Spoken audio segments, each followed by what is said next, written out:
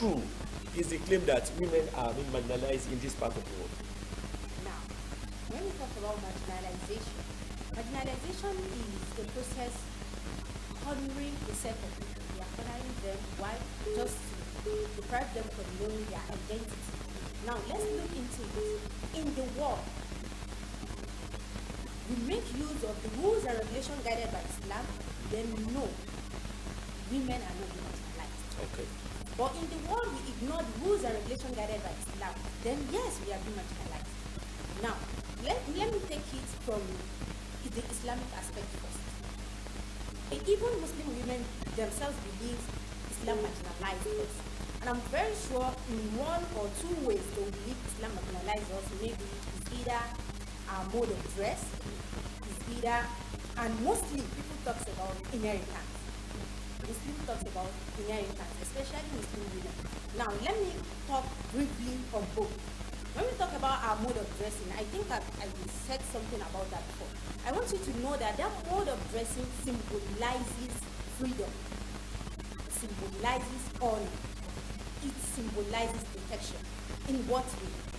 أعوذ بالله من الشيطان الرجيم بسم الله الرحمن الرحيم. In between the verse in Surah Al-Ahzab, أعوذ بالله من الشيطان الرجيم ذلك أدنى أن يعرفن فلا يؤذين. Let's take that part.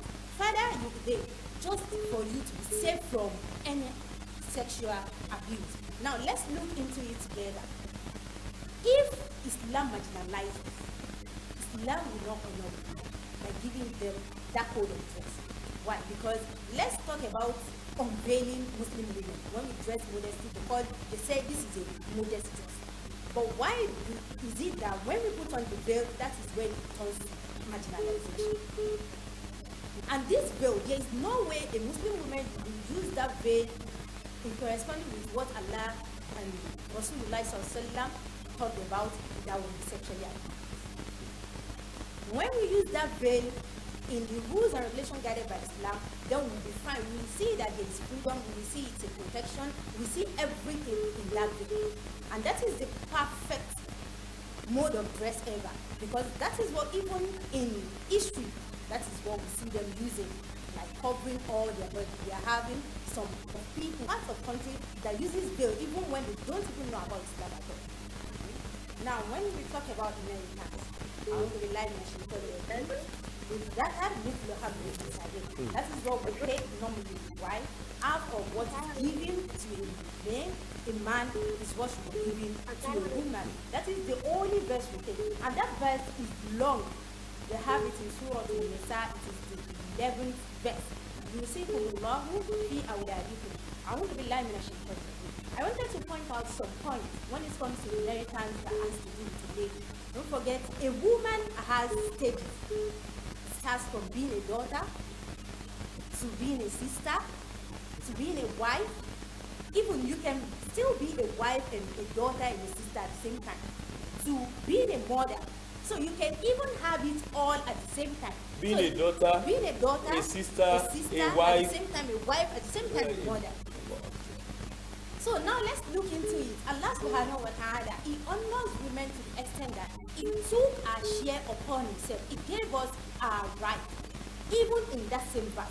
I told you that that verse is a long verse. You have it in Surah Al-Nisa, verse 11. So, yusikumullahu fi awladikum lidhakar mithlu hadhil unsayayn. That is what we normally take. But we have in the same verse that Allah took it upon Himself to give a daughter a child. فَإِنْ كَانَتْ وَاحِدَةً فَلَهَا النِّصْفُ. So Allah gave, if you have a daughter, she's the only daughter, she entitles to half of the what? Of the inheritance. Now, وَإِنْ كُنَّ نِسَاءً فَوْقَ اثْنَتَيْنِ فَلَهُنَّ ثُلُثَا مَا تَرَكَ. Now, why Allah subhanahu wa ta'ala didn't say, give your son half of what you gave? Give your son quarter of it. No, Allah didn't say. He just said, with zakat. Whatsoever thing you give to the man, half of it should be given to the woman. That is really what Allah said. But Allah, just to save our rights, just to honor us more, gave what? Pointed out our share as a daughter. He pointed out our share as a sister. Specifically.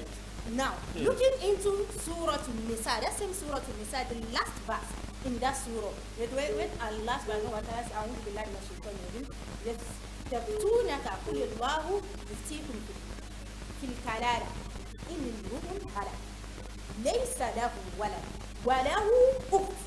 Allah didn't say wa lahu akh, wa lahu ukht, and he has a sister. فَلَهَا نِصْفُ مَا تَرَكَ. Half of what your brother leaving behind is yours, as far as you are the only sister he has, and you didn't have a brother as well. If we look into it, it will be like when you are one, Allah talks about you. When you are more than one, Allah